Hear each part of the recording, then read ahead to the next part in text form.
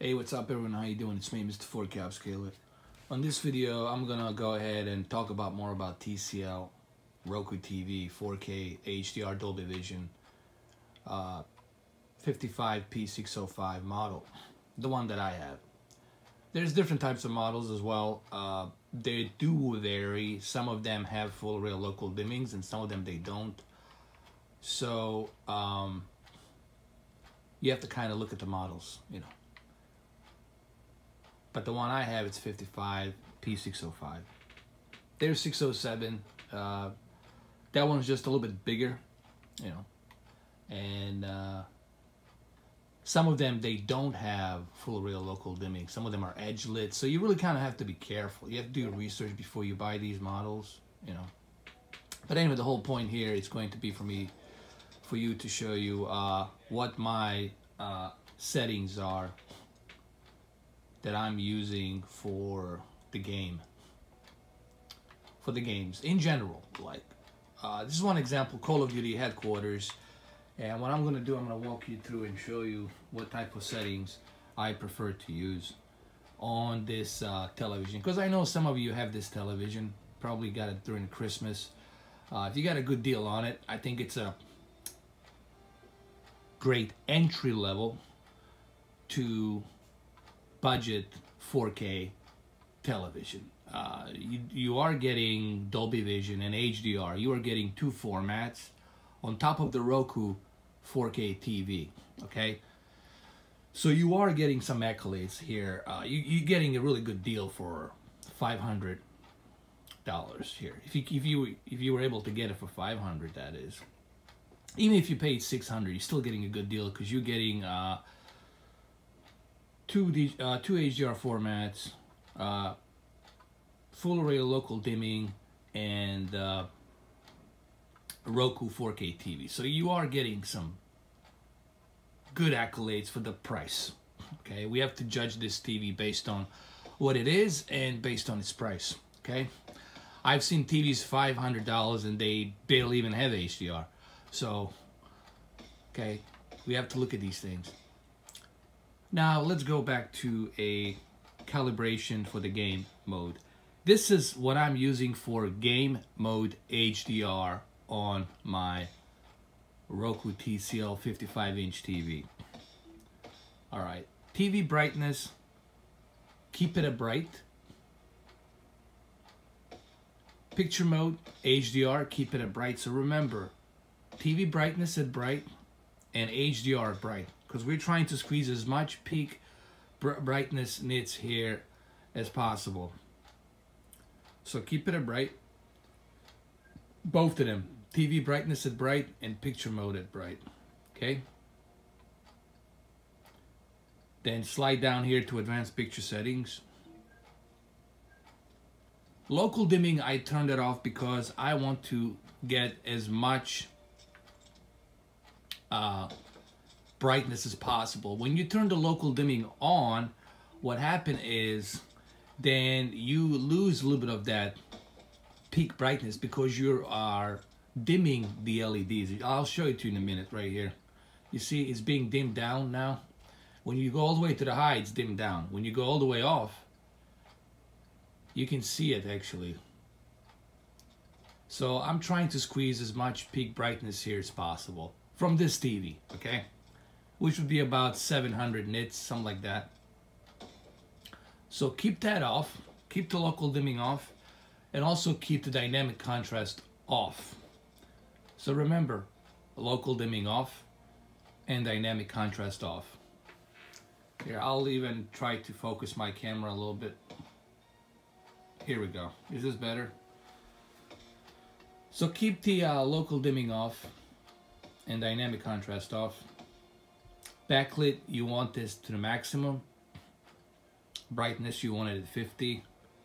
Contrast, of course, you want it to maximum. The reason you want backlit and contrast to maximum is so you can get that HDR peak brightness on this TV. Remember, we want to go for a very good peak brightness here. Sharpness, I left it at 10, just to give it a little bit of outline. Not too much, but just a little bit, so I left it at 10. Color, I kept it at 60. I wanted to go a little bit higher. because this TV, you know, has a standard wide color gamut, nothing to write home about. So I kind of moved it up a little bit. You know, if it was a Samsung, I would have left it at 50 because of the quantum cells that it has in there. But for this one, I just left it at 60. Now, color temperature, I left it at warm because this is perfect for gaming. You know, warm color, honestly, it's not gonna strain your eyes, and it's easier on eyes. So when you're playing, for example, Call of Duty sessions, or if you're live streaming, the warm color definitely is going to help. And of course, last but not least, I have my game mode on. So obviously you want to make sure that your game mode is on. So let's go through this one more time. Alright, so what you want to do is you want to keep your TV brightness at bright, and your picture mode HDR at bright. So TV brightness bright, HDR mode bright. And then you go to advanced picture settings. Make sure that your local contrast dimming it's off, because you want to get that peak brightness. You don't want to dim the LEDs. And dynamic contrast off as well. Okay? So local dimming off, dynamic contrast off. Backlit has to be all the way up. Contrast has to be all the way up. And brightness at 50. Sharpness at 10. Color at 60. And color temperature, obviously, I like to keep it at warm. So that way, for the gaming sessions, you can do longer sessions, as a matter of fact. That way you can reduce that blue UV light that's going to strain and hurt your eyes. This is a good health-wise recommendation. Game mode, obviously you want to turn this on. This has to be on. And that's pretty much it. And as you will see, maybe I can do one session of Call of Duty, and you will see that it runs much better.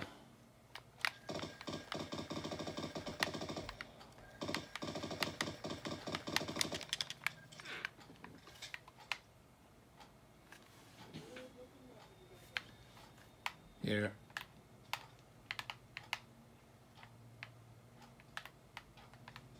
And it looks also better too with the warm color. I noticed that I'm getting a little bit more peak brightness here. Remember, you're not gonna get, don't expect this TV to have the peak brightness like Samsung KS8000. It cannot. Okay, this TV, it's never going to reach a past 1000 nits ever, because this TV wasn't built like that. You know, the hardware inside this TV and the LEDs cannot handle over 1000 nits. So you're never gonna have that super bright peak brightness as you are going to have it on the Samsung KS8000 or 9000 or QLED. All right, so but what I'm trying to do here, I'm trying to give you guys the best possible experience for the game mode that you can squeeze out of this TV. And also a really good low latency here as well. So remember, you're buying a entry-level budget TV, okay? Here, maybe we can go switch to something else. Maybe we can go to the movies and TVs really quick. Maybe I can go check and see.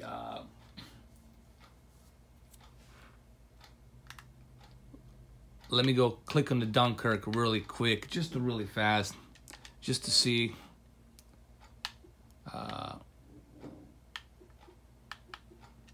Let's restart the movie. Let's just see how well it looks with this type of settings that I have.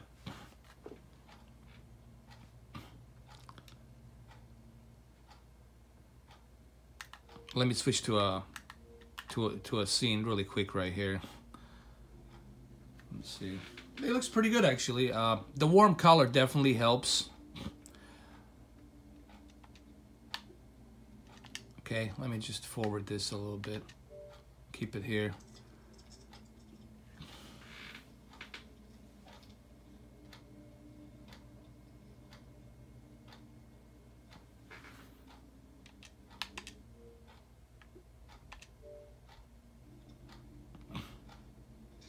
I mean, it looks nice for what you can squeeze out of this TV. Remember, we got everything set to bright here. Bright HDR, bright TV brightness, and of course, we have the warm color with the game mode, so we'll have like much fluid way of this movie running. You know, you're not gonna have any ghosting or anything like that because all the filters are turned off, and now you're getting that nice 24 frames per second movie feel to it, as it should be, the way it was filmed. So there you go. I mean, it looks good.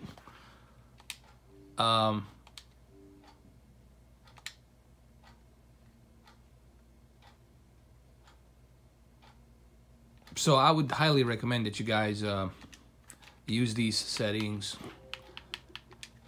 Maybe I can try one more game just to kind of check it out really quick. Oh no.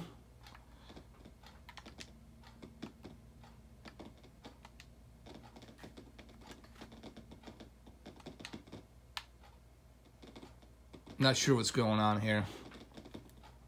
I might have to hold on. I might have to reset my go to the home button. This is something that has to do with this TV. The HDMI tuner, it always does this. Something with the dynamic metadata and static metadata. I did notice, I want to point out something about this TV, that whenever you switch to an HDR movie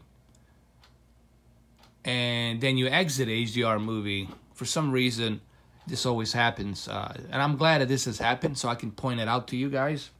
I'm not sure why this is happening. It could be due to the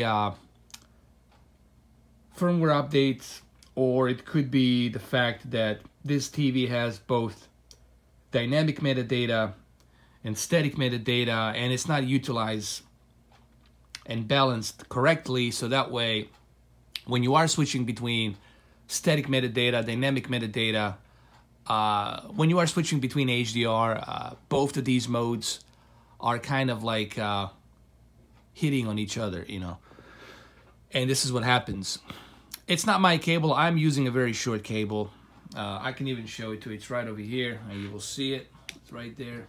You will see that I am using a very short cable. You will see it right there. Here, I'll point it out. See, I'm using a very short cable. So it's not my cable. What this is basically, it's the software that's built into it that's doing this. And you will see, once I reset it, you will see that it's gonna go back to normal. Here. You will see that it's going to go back. You see, now it's back to normal. But this only happens when you turn on the HDR mode. And it has nothing to do with the Xbox, okay? This has nothing to do with the Xbox. This is something to do with the TV. Remember, this is a entry-level TV. All right? And I need to stress this out, guys. Okay? If this was happening with $1,500 TV or $2,000 TV, then yeah, you should be very upset. You should be very angry. But you got to remember, guys, you're buying a company that's intended for entry-level, a budget. You're buying a budget 4K TV. Okay, and that's exactly what you're going to get with a budget 4K TV. All right, don't expect anything super high-end. Okay? You're getting exactly what you paid for with a 4K budget TV. You're buying a 4K budget TV to have a kind of a 4K experience, a little bit, to get a little taste, to get your feet wet, if you will. But you're not going to get that full-blown 4K HDR experience as you would with A1E or Z9D or Panasonic Z1, whatever, 1000 Panasonic, okay, or QLED, Q7F, or C7, B7 series from the LG OLEDs. You're not going to get that type of experience if you don't have those type of TVs, okay? This is what you're going to get with a entry-level 4K TV. And I'm not saying, well, what I'm trying to tell you is this is good for a entry-level budget TV for what you're paying, all right? But don't expect super high-end quality. And I mean, I can't stress this enough. as I just said it here. So it's very important that you understand that when you go in, because people ask me a million times about this, and I'm going to answer it here for the last time. So that way, if you ask me down in the comment section, I will not answer it because I'm answering it right now, and you should pay attention to what I'm going to tell you right now. You get what you pay for, people, okay? All right? When you go out there and fish for TVs, you got to do your research, number one. And you got to ask yourself, how much are you willing to spend? All right? I understand, you know, these things are expensive, and not everyone has the money to do so, but you have to ask yourself, hey, what kind of experience do I want? Do I want to get my feet wet first, entry-level experience, or do I want to go all out, go A1E, Z9D, or whatever, Q7F, QLED, or C7, 7 series from OLED LG? Do I want that, or do I just want to go get my feet wet and start with entry-level? If you're going to go with the entry-level, you're still going to experience 4K and HDR format. But you're not going to experience it the way it was meant to be, all right, to its full capacity, all right? If you have Samsung KS8000, you're going to experience it to its full capacity because it meets the quota of HDR that's needed, which is over 1,000 peak brightness nits and a full wide color gamut. And KS8000 and 9000 series, they all have that minimum. They all have that capacity. Not just the minimum, but the full capacity to do so. All right? OLEDs, they have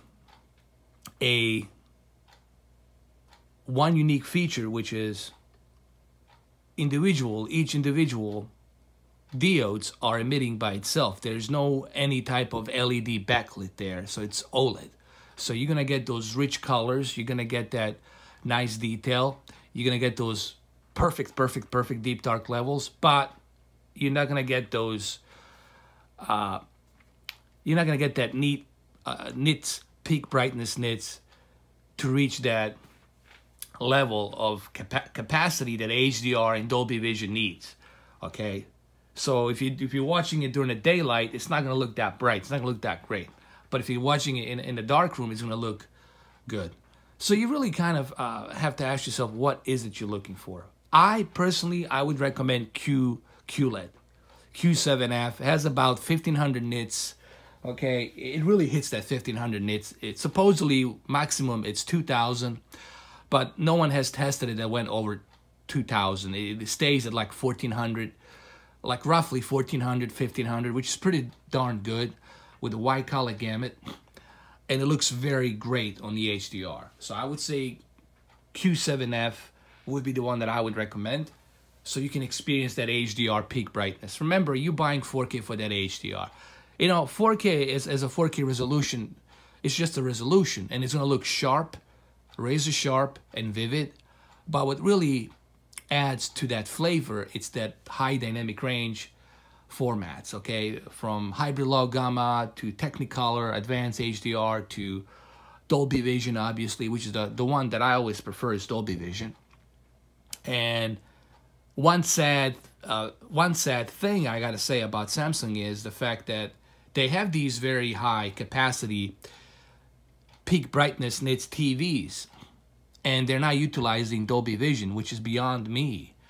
With such a high level of peak brightness, Dolby Vision would look the best on the QLED. I'm gonna tell you right now, if Samsung implements Dolby Vision format into their QLEDs, I guarantee you that Dolby Vision will look the best on the QLED. That peak brightness and the level of color, 12-bit compression on that 10-bit TV, it's gonna look fantastic, man. It's gonna look beautiful. But I don't know what's going on. Maybe Samsung has some problem with Dolby Laboratories. I don't know what's going on with that. So anyways, this video has turned into 20 minutes. I didn't plan on this video being this long, but because this has happened, and I'm glad that this has happened on this TV, I can give you guys an honest rundown of this TV, TCL Roku P55605. Remember, it's a P55605 model. P55605 model. And here I am. There's no editing here. What you see here, it's all done in one take, 20 minutes. Hopefully this gives you, hopefully this video makes you decide whether you want to buy this or not. Remember what I told you. You have to look at it from different objectives. Do you want to go with the entry level and get your feet wet? Or do you want to go all out and have that best possible experience? The best possible experience is going to cost you. The entry level is going to cost you less, but you're going to get your feet wet. That's about it. And that's all I got to say about that. So if you ask me down in the comment section the same question again, I'm not going to answer it because I already answered it here on this video. So this video should be clear-cut case on which TV should you buy. Okay? There you have it, guys. Take care.